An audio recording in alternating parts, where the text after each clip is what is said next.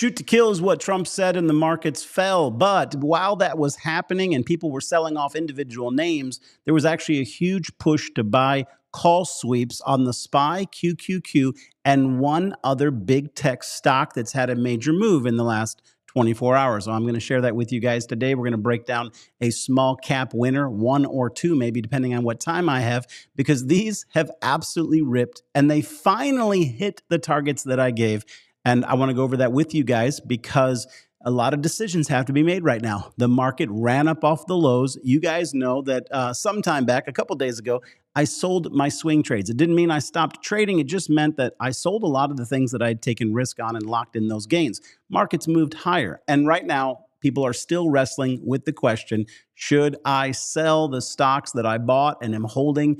And where is this market going next? Well, as long as Trump is in Washington, the market is going to whipsaw. You guys know that'll happen. And just as easily as we had another opportunity given to us today to buy on bombs, we're going to have another opportunity to sell on trumpets.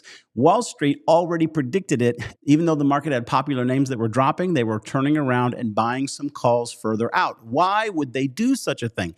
Because the market is still in an uptrend. And I want to give you an update on an important indicator that I track, which is advancing stocks compared to declining stocks. And we saw as the market had reversed not too long ago that we saw a big thrust of advancers over the 20 EMA, which means that a high number of stocks were reclaiming their 20-day moving average. Now there's still a lot of room for stocks to continue to regain structure above the 50 and the 100 and the 200, but we did see a huge thrust in stocks reclaiming their 200-day moving average, which means that overall the market is healthy, and it got a little healthier today in the midst of the turbulence. And so I want you to keep your eye on the prize. Don't ever feel bad for using a stop loss or locking in profit, but we have an up market still. And until we get that big fat red candle and that high volume node telling us to take caution, this is a market where it's still worth buying dips to ultimately sell rips. I've got some stocks to go over with you today. Welcome to Wall Street. This is the Stocks with Josh show.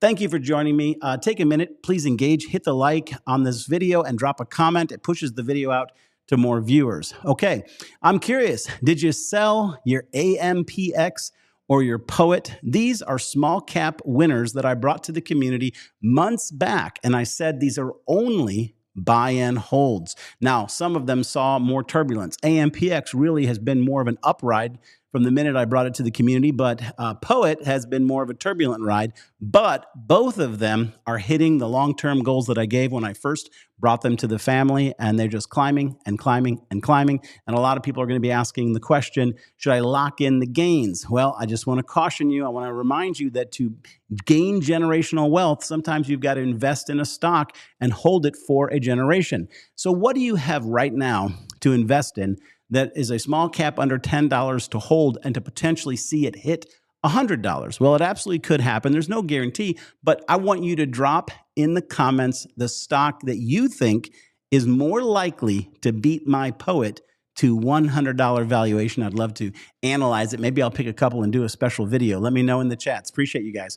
Okay, let's quickly talk about the Stocks with Josh Discord. That's my pro trading community where you have the tools that you need to trade. You also get to trade alongside me or one of my crown traders, not just once a day. You got multiple sessions daily, sessions every single day of the week, and you got teaching on the weekends, and you've got my GOAT alerts. Come check it out by going to the name of the show, which is the website, www.stockswithjosh.com. All right, let's dive first into Tesla. I want to take a minute. I want to show you that chart because I want you to know the technicals I'm watching before I tell you what smart money was doing with Tesla today. Let's go check that out. All right, I'm going to keep this very simple. The white line on this chart, which is a weekly chart, which means that each candle represents a week of price action in the market. We know that this bounce off of the bottom gave us this monstrous green candle, but we had to stay above that white line, which is the 9, and right now we've crossed beneath it. Now, I want to give you this warning, okay? If we open and close another candle underneath that white line next week, then this is going to be pointing to a much lower low.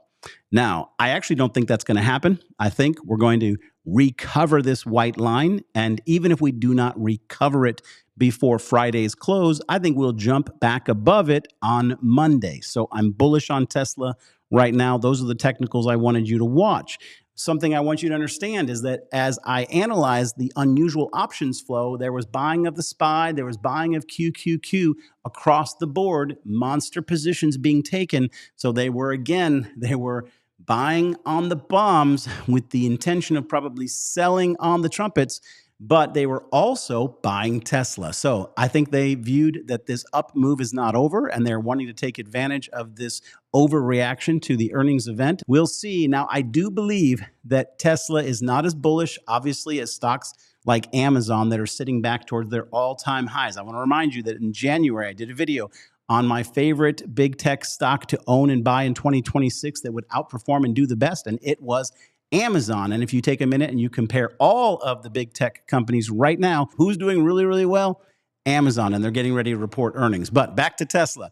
Tesla, I think we're going to have some choppiness in this environment. I do not think that Tesla is on its way down right now. I think it's going to consolidate in this range, and it wouldn't surprise me if it reclaims the 9. So before we get to Monday of next week, I want to let you know that there was heavy buying of Tesla call options. But as we continue to move higher, when this market does eventually slow down, I think that Tesla is going to have some trouble, and it's going to go on and possibly even go below $300. I will keep you abreast of that. It's not a hard prediction right now, but it's a pretty serious concern that I have. And if you take a minute and look at that chart, obviously we only got one good green candle on it since the beginning of this year. It's nowhere near as performing as strongly as a lot of other companies. And so even though I love Tesla long term, we have the rotation factor of SpaceX's IPO, which means that people will buy the better story that Elon is offering. And a lot of people are going to believe that SpaceX is that better AI story and space travel and ships in space. So they're going to take profits on Tesla and load that money into SpaceX. And I believe eventually that SpaceX story will fade out and the money will come rolling back into Tesla. All of it will present a buying opportunity. But the bottom line is that Tesla right now had sweep buying across the board on options, call options, going into next week based on this hard red candle that we got in response to earnings. So there's at least expected a bounce or a relief rally on Tesla, and there was additional bets on the SPY and QQQ.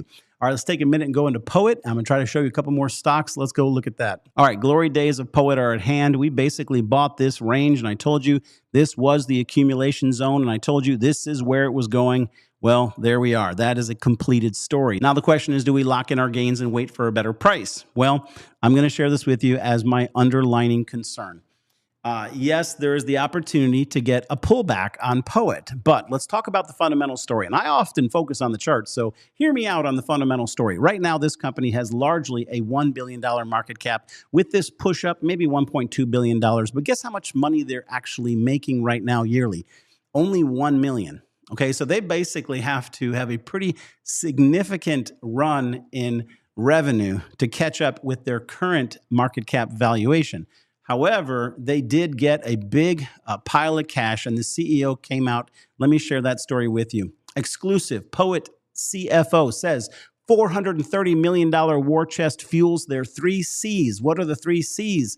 The 3 C's are capacity, capability, and credibility. And what is my favorite C out of the group? Credibility. These guys have a long-term vision. They're aligned closely with NVIDIA. They are 100% the correct technology. We're talking about moving from using copper to push data to light, pushing data on light. How do you think AI and robots are going to rise and conquer the world unless they got that data moving at light speed? They need this company to continue to succeed, and they were given a ton of money, and the CFO says, we've got the right vision. You can trust us. That's really what that credibility statement was.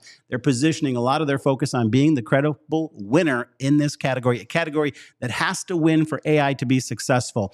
Now, in that vein, if they continue to grow, they could easily get those billion-dollar contracts. And if it accomplished that, it would be a $100 stock, okay, likely. So that's the way I view it. And a pop up to 12 simply told me that I had made the right call with the right company. And it's not time to lock in those gains. It's time to turn on the auto buy and have a long-term vision on Poet. Now, I'd love to hear from you guys and find out what you think. And since the video is run about 10 minutes, I'm going to leave it there today. But I also want to give you an update on AMPX. That's another one of the hot small cap trades I gave, and it's continued to perform and continue to climb and continue to reach for the stars. So we're going to continue to buy on the bombs and lock in some profits on the trumpets. And next time around, I have to hold a little longer Peace and blessings, my friends. Hit that like and subscribe, and I'll see you in the next video.